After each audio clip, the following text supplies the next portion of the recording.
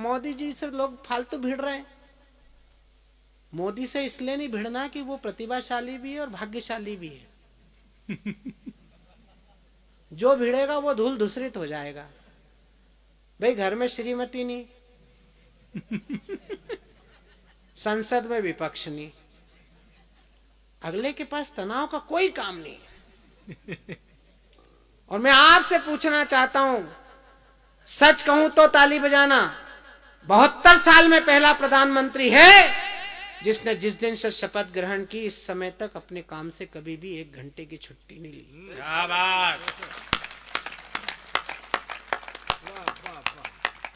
अगली बात पर तालियां और बढ़ेंगी और उसकी बात वाली पे तो इतनी बढ़ेंगी कि घर तक बजेगी, कहीं तो रजाई में जाके बजाएंगे ताली।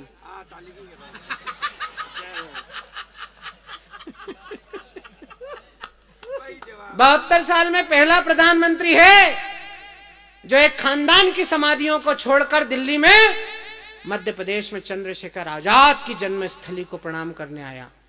क्या बात भाई साहब, कमाल। 70 साल में पहला प्रधानमंत्री है जो हमारे घर के इन छोटे छोटे बच्चों से बात करता है परीक्षा के पहले। तो कांग्रेसियों को तकलीफ होती, बोले तो बच्चों से बात कर रहा है, तो बच्चों से बात कर रहा है। मैंने क्या उसके थोड़ी है। हमारा प्रधानमंत्री करोड़ों बच्चों से बात कर रहा है तो तकलीफ हो रही है, और तुम्हारा प्रधानमंत्री 10 साल तक एक ही बच्चे से बात करता रहा। ताली बजाओ वरना ये उंगली है रहेगी। वो बच्चा बड़ा ही नहीं होना चाह रहा है, बताओ। तुम्हारे आया कि नहीं आया माता ने, हमारे मध्य प्रदेश में आया, बैतूल में चुनाव सभा में बोला, बोले मैं पांडव हूं। जैसे ही वो बोला कि मैं पांडव हूं तो शिवराज सिंह उधर से बोले, बोले पांडव है तो द्रौपदी बता। अब वो तो उसका दिमाग खराब हुआ, उसने कहा ये तो नई आफत आ गई। तो उसने पीए को बुलाया, बोले इधर आ, ये कौन था पांडव? बोले था। जैसे उसने पूछा कि पांडव कौन था, तो जैसे आप सब मौन हो गए ऐसे ही पूरा पांडाल मौन था। पीए ने कहा कि सर वो था नहीं, थे। बोले जो भी हो बताओ यार, ये भाजपा वाले पीछे पड़ गए तो चिंदी का ताजमहल बना देंगे अभी 2 मिनट में। तुमने मेरे को उलझा दिया है पांडव बुलवा के, मुझे बताओ ये पांडव कौन था, नहीं तो कल जवाब देना पड़ेगा। अब पीए ने सोचा कि जिसने ढंग से भारत नहीं देखा उसने महाभारत क्या देखा होगा।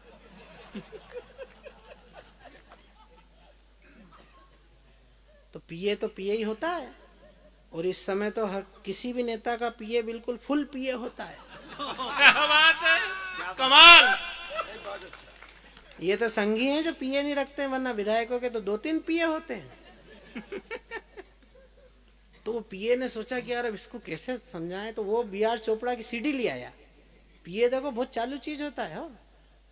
पीए वो बी.आर. चोपड़ा की सीडी ले आया ना, उसने फंसाई महाभारत दिखाने के लिए। तो वो उसकी किस्मत इतनी खराब कि द्रौपदी के चीरहरण वाला दृश्य लग गया। वो एक महिला की साड़ी खींची जा रही है, एक तरफ वाला खींच रहा है, इधर 5 लोग सिर झुका के बैठे हैं, इधर वाले हंस रहे हैं, इधर वाले बड़े लोग चुपचाप बैठे हैं। ऊपर से एक आदमी को कोई काम नहीं है तो वो साड़ी बढ़ा रहा है। उसने ये दृश्य पहली बार देखा, उसका दिमाग खराब। बोले क्या हो रहा है, एक महिला की साड़ी खींची जा रही है, 5 लोग सिर झुका के बैठे, कौन है ये? पीए ने कहा सर यही पांडव है। बोले निकाले जूता, ये बताने की क्या जरूरत थी, इधर वाला बता देता। बोले सर उधर वाले खींच रहा है। तो उसका ध्यान ऊपर गया कि यार ये आदमी ढंग का है।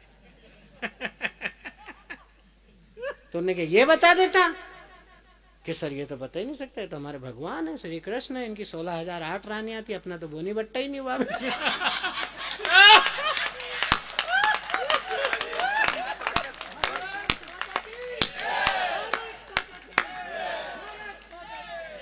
देखो यादव को क्या ताव आया। उनने सोचा कि अपना यादव खूब जम रहा है। दो प्रदेश के तो फ्लॉप हो ही रहे हैं, उत्तर प्रदेश बिहार के, कम से कम मध्य प्रदेश का यादव जम तो रहा है। ISI brand. मुझे तो अभी दिल्ली में मिल गया, बोले प्रधानमंत्री बनूंगा। मैंने कहा भैया अभी तो स्कोप नहीं, दाढ़ी वाला 10-15 साल सांस नहीं लेने देगा। मैंने कहा तू याव याव कर ले, बोले मैं प्रधानमंत्री बनूंगा। मैंने कहा अभी ये 10-15 साल सांस नहीं लेने देगा, ये हटेगा तो मोटा भाई आ ही रहा है। 10 एक साल वो रांधेगा। और मैंने कहा वो हटेगा तो फिर उधर से बाबा जी तैयार है लखनऊ से। तो मैंने कहा तेरी तो जवानी भी खराब, तेरा बुढ़ापा भी खराब। तो मैंने कहा तू ब्याह कर ले। बोले मैं राष्ट्रीय अध्यक्ष बनूंगा। मैंने कहा अध्यक्ष बने कि उपाध्यक्ष बने, हिंदुस्तान में ब्याह करना पड़ता है। अच्छा, ये राजनीतिक पार्टियों में भी आप केवल ध्यान से इनके आचरण देखो, आपको फुल कॉमेडी है इनके पास, हर पार्टी के पास। हमारे राष्ट्रीय अध्यक्ष अमित शाह एक कार्यक्रम लाए, बोले मिस कॉल से सदस्य बनाएंगे। जो मिस कॉल करे लोगों ने तो वहां सदस्य बन गए, जो देश अभी बसे ही नहीं है उस ग्रह पे भी सदस्य बन गए, बताओ। अब इनको ये पता नहीं था कि राजनीति में हमारे भी उस्ताद आ रहे हैं पीछे से। जैसे इनने बोला कि हम मिसकाल से सदस्य बनाएंगे, तो केजरीवाल बोला, बोले तुम मिसकाल से ही बनाते रहना, मेरा तो कोई घर में खांस देगा तो वो सदस्य हो जाएगा। मध्य प्रदेश में चुनाव हुए, वो विधायक जीत के आया नवजात, तो वो मेरे पास दौड़ के आया कि भाई साहब, मैंने कहा क्या हुआ? बोले यार मेरे को खांसी चलती, मेरी दवा दिलाओ, नहीं तो मैं सदस्य उसका ने विधायक इसका, तो मेरे को तो हमेशा बाहर कर देंगे मैंने कहा तू चिंता मत कर, मैं तेरे को बाहर नहीं होने दूंगा। मैं उसको डॉक्टर के पास ले गया, मेरा दोस्त डॉक्टर। मैंने कहा डॉक्टर इसको ऐसी दवा दो जिंदगी में कभी खांसी नहीं चले। तो डॉक्टर मेरा दोस्त था, उसने जुलाब की गोली पकड़ा दी। मैंने उसके पैर पकड़ लिए। मैंने कहा ये क्या करा तूने? उसको खांसी बंद होने की देनी थी, जुलाब के पकड़। अरे बोले शशिकांत जी, मैंने ऐसी दवा दी है कि खांसने के पहले 3 बार सोचेगा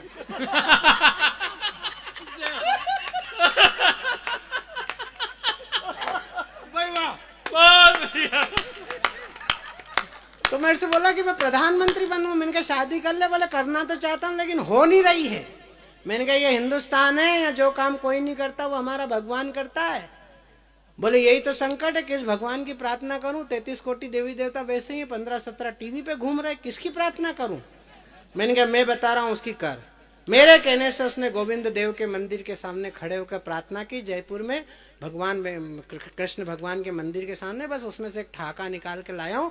राहुल गांधी भगवान श्री कृष्ण की प्रार्थना कर रहे हैं, देखिए कैसे आनंद आता है। 4 पंक्तियां सुनिए कि कैसा भाग्य लिखा मेरा भगवान, भारत में भीगी भीगी रात में भी भीग नहीं पाता हूँ। क्या बात, आहा, क्या आनंद आया आपको। मतलब आप भीगना भी जानते हैं और भीगी रातें भी जानते हैं। कई अनुभवी लोग बैठे हैं यहाँ पे। कि कैसा भाग्य लिखा मेरा भगवान, भारत में भीगी भीगी रात में भी भीग नहीं पाता हूँ। सारी दुनिया सुहाने सपनों में खोती है, तो मैं तो आधी रात उठ उठ डर जाता हूँ। और देशी और विदेशी भव्य भोजनों को छोड़कर झोपड़ी में रूखी सूखी रोटियां चबाता हूँ। और माशुका की जुल्फे तो भाग्य में नहीं है मेरे, ममता मुलायम के नखरे उठाता हूँ। माशुका की जुल्फे तो भाग्य में नहीं है मेरे, ममता मुलायम के नखरे उठाता हूँ।